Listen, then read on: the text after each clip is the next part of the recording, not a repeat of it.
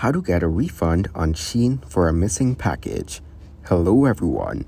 In this video, I will show you how to get a refund on Shein for a missing package. Start by opening the Shein app on your mobile device. Ensure you are logged in to your Shein account.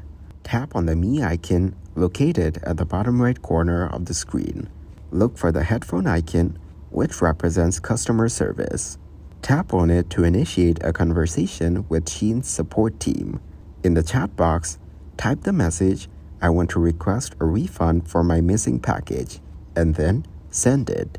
Be sure to include your order number and any other relevant details to help customer support locate your order quickly. After sending your message, customer support will respond with specific instructions on how to proceed with your refund request. Carefully read and follow these instructions to complete the process. Thank you guys for watching this video.